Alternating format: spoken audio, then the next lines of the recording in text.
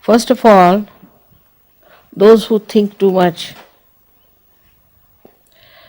or those who create too much without realization, those who express themselves in poetry or in literature or in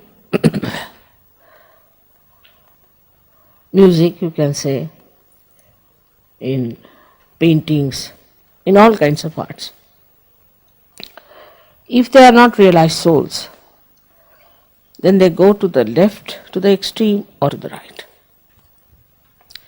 So, for example, if there is an artist, if he goes to the right, gradually his paintings will become extremely violent expressions, would be very much showing something very violent. And also, rather I would say, he would be a man who would be inflexible. He'll have his own style, he can't move into another style, he will use the same style and he will not get into any other style. Kind of a austere nature he develops in his productions, and then when he gets tired of it, then he will take to something you can say like abstract art. But without realization, the abstract art can be something very absurd and funny. I have seen the extremes of it. That I have seen people who put big canvases on the ground and poured lots of oil paints, one after another, and roll over it. It's supposed to be a painting. They say this is spontaneous because they fell on it or they rolled on that, so it's spontaneous painting that's come out. Now this spontaneous painting should come from a spontaneous personality, not by rolling on thing or something. I mean, all sorts of things they do. But there's no end to it, to which nonsensical things they take. And they think they have achieved a lot and they have done a lot. And also they sell it to people who have too much of right side. They like it. So they put in lot of effort to create this kind of a painting. Also the today's pop music also, which is very aggressive, is from the same outcome, because you cannot ascend, so you move to your right. And this pop music then starts now, it's becoming so horribly noisy, I don't know what to call it, absolutely it can deafen your ears if you listen to it.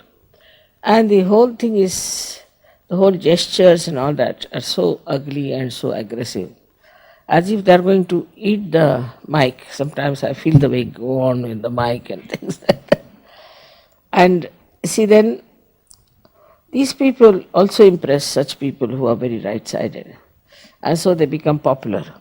But the popularity is not the sign of real success. It will come and go away. All such artists and painters come and go away. They have no standing. They they are there for a short time. And then the history talks about them, those who have been in the center, never about the people who went to the extremes. God knows how many must have come and gone. And those who are today also painting or singing in that way, tomorrow they will not be known. One after another, you see the craze comes in, one comes, then goes away, another. So they are crazy people. And they create a craze, and the crazy like them enjoy the craze. So it amounts to something that is just wasteful, creates no impression in the history. So this is the right-sided nonsense that comes out of the right-side movement of the sympathetic, going too far with your creativity and also your writing. Like there were many writers in English language, from Shakespeare you can start, who showed the futility of human endeavor, like we call it Avadhuta, the one who has reached a very great degree of development in his spiritual life. He can see the futility of human endeavor, and then he brings them to the point that they have to rise above these stupid inhuman endeavors and take to some sort of an endeavor which will bring them something higher and also will create something of an eternal value.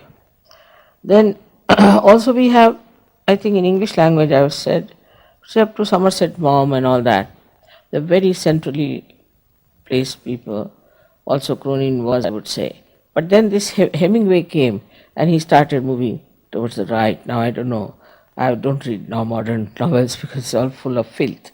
So it moves to the right. So one is which moves to the right and talks about all kinds of violence, this, that.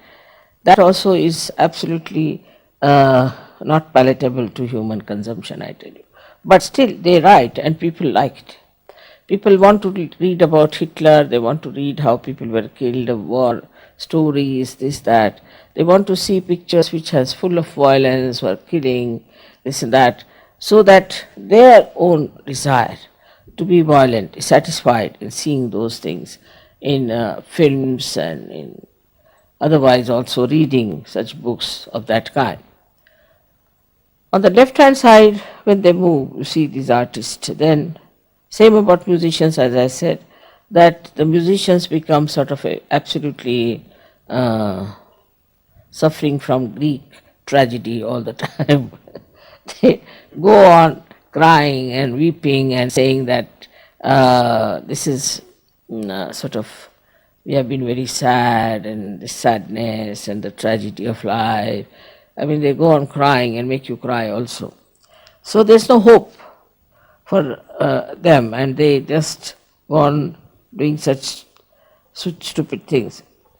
Then we have, you see, many artists also of the same kind, especially French writers as well as French poets also, and French painters, if you see. They're very left-sided because they drink a lot.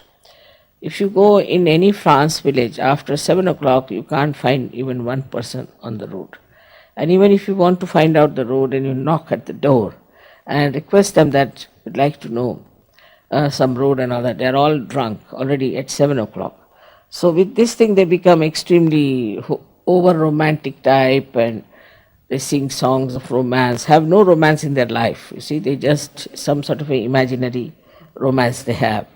And they live in that imaginary world of pain and sufferings, and they have their own ideas about their own romantic models that they formed in their heads, you see, with their left side. So the poets and the writers go to the left side like that. And in, say, for example, in our India, we had those Muslims who used to drink a lot. Then they started a thing called as ghazal. And that ghazal is nothing but crying. Even in certain poets, you see, we have this kind of a thing in the other places where there were many poets who were seeking God and were crying, "Oh God, when will I meet?" And in separation they are singing. Not in the meeting, not in the yoga, but in separation they sing, "When will I meet you, O God?" and all that. And all such people who are still seeking like such songs going on. Up to this much is all right, but then you get lots of grotesque type of writers also who write such horrible things that you feel you are in hell. The way they describe things are horrible. So all this comes with the left side movement, that because you see society also moves from sometimes to the right, sometimes to the left. So when it moves to the right, they like right-sided things. Sometimes they move to the left, they like left-sided. So also there are people with two types of temperaments. So that's how they start appreciating these things, and unnecessarily they believe that they're tragic.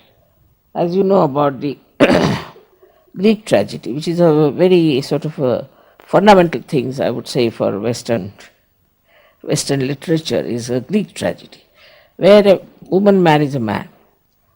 but she doesn't love her husband. So she loves somebody else, and that tragedy is there. I mean, it's artificially created tragedy that shows that you have married to some man and you should be happy with him. Of course, I mean, if the man is very bad and troublesome and all that, then you can give him up. But what's the use of pining for another man, living with one another man, sort of a thing, as you must have heard about Tolstoy, who was another great realized soul. He's written Anna Karenina, and ultimately he saw that Anna Karenina commit suicide because what she was doing a wrong thing, you see. So he brought the whole thing so beautifully out, and such an introspection all the time is going on, and the also the futility of this kind of a romance that was there. So all this shows to us that there are people at the same time who are in the center. I would say in French writers also, Maupassant was one of them whom I would put in the center. He showed both the sides and he showed the right side also. So we have had Goethe, we had many sort of people in Europe and England, also in English language, because I am talking about English language. But also same in Sanskrit, in Hindi, in every language, we have the same type of people, but more in Sanskrit. But this Mahasaraswati principle has to be awakened in all the people who are musicians, who are artists, who are this and that and that. And those who have reached that state, then suddenly they can get realization very easily. I've seen some people, very great artists they are today, but when they came to me first were not at all well known or anything. But when they came to me while singing only they got their realization. Just singing. Or there was one gentleman who was just playing tabla before me. I was not so good. All right. And then I was in Pune where I saw him. And in Pune he was playing very well. And I said, he's the same fellow. But somebody said, no, mother, he's not the same. He was not such a great player. I said, all right. I had taken some flowers for these musicians, so I sent it. He came running and touched my feet. Mother, have you not recognized me or what? I said, I have. That's why I brought you the flowers. I didn't know what to say. But the way he had improved now, he is a world-famous tabla player. World-famous. It has happened with many others also, with the Sarod people, with the star people. So many people have achieved a lot. Musicians, they, after coming to me, they have asked me that please do something that we should be able to enhance our creativity. I just take to search, that's all. So now this Mahasaraswati principle is awakened within us, and we have to read and see the subtle side of this growth of thought, how it grew up and how it became subtler and subtler, and how so many people in the world have contributed to it. So many artists, so many musicians, and so many, we can say, writers who have really contributed to the central path of Sushumna. Because they became realized souls. They were realized souls. Some were born and some became, and then they completely wrote about the yoga.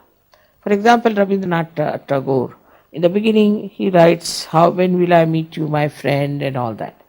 What you call the separation song, we got a yoga. And then after some time, suddenly he gets his realization, because he becomes subtler and subtler and subtler. Then he writes about his meeting the spirit, and he writes about it. So these things work out in such a manner for some people that by their subtleties they arrive at a point of realization.